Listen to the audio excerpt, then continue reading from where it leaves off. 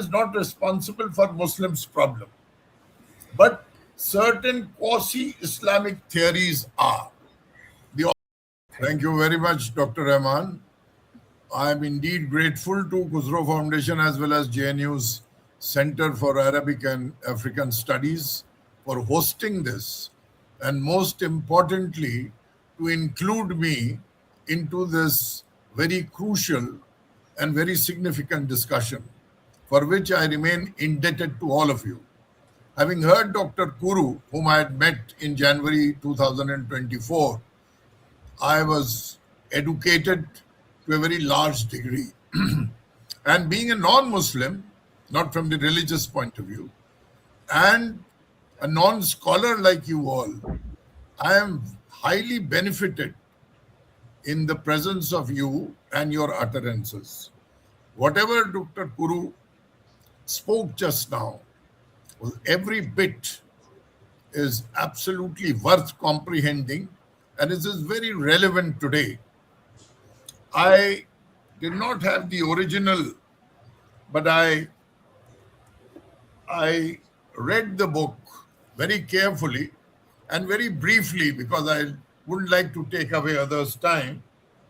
And as Dr. Kuru himself, I was very confused whether he's a historian, whether he's a political scientist, whether he's a theologist. The book is so comprehensive.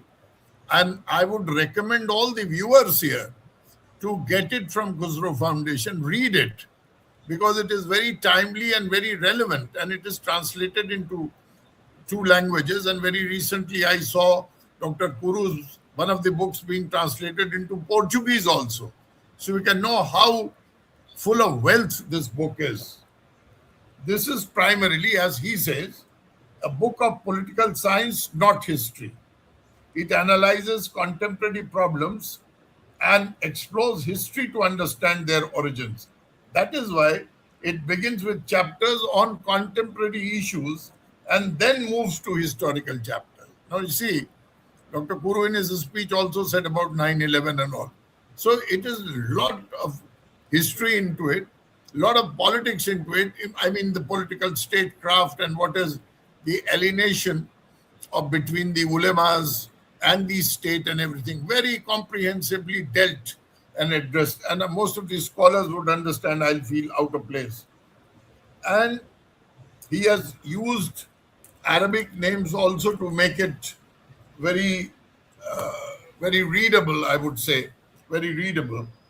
And then few of the things in the book which are very distinct, which I would like to say, and I endorse it as a just member of the general public, not as a scholar, because I feel very out of place in the presence of the galaxy of intellectuals who are present here.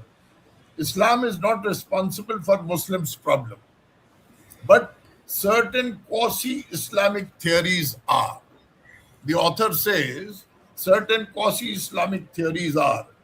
Throughout this book, Professor Kuru has demonstrated that the theory and practice of the Ulema-State alliance, which was inspired by the Sasanian notion of religion-state brotherhood, has been a source of Muslims' multiple crises. Now, there's so much of reasoning given here, so much of rationale there, and it is very convincing, sir. I hope the author is present now. He hasn't left. Today, Muslims need new perspectives on politics and government. This is a very good tip. The secularists in the 20th century and the reformist predecessors in the 19th century accepted this necessity. Now see how beautifully he has woven political science and history into it. He talks about the 11th century Islam in this book, where I noticed the advancement of the technology, about science and everything, and which is absolutely, it's a treasure of ideas. I'm sure you will agree. And because I did not struggle to read, it was very easy. The language is good, and the flow is very good. And for a common man like me, my background is not academics, as you all know, But I found that this is absolutely flowing like music, flowing like absolutely that you understand the religion, and which is not my mother religion still. I got very gripped into it, got very magnetically attracted towards it and read it. And that is why whatever I remember and my own notes I am saying. And he further, the author says, the Islamic actors by contrast, what he means, have largely continued to expect solutions from political theories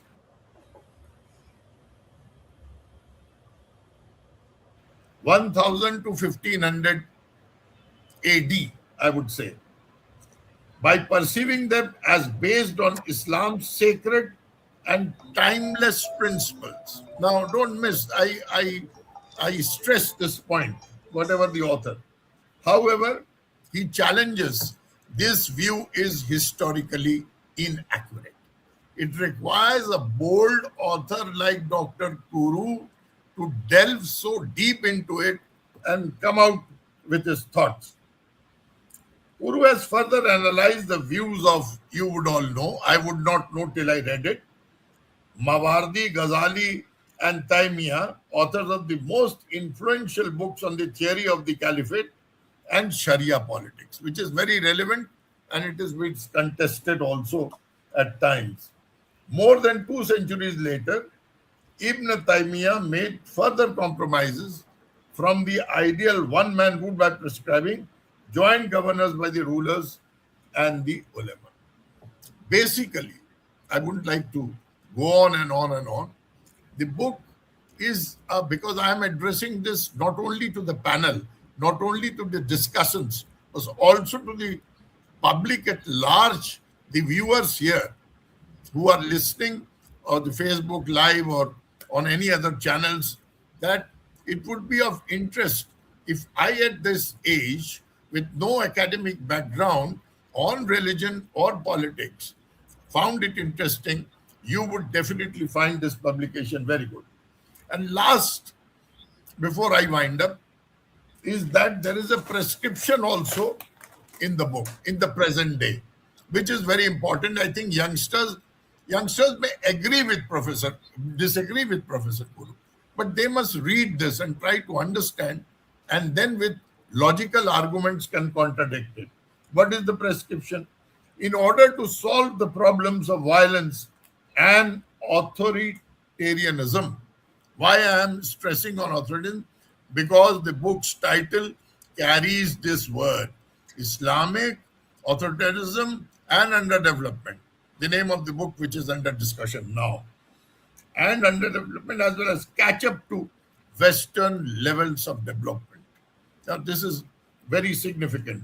Muslims should establish competitive and meritocratic systems. How wonderfully written. I'm again saying you may disagree with it, but read.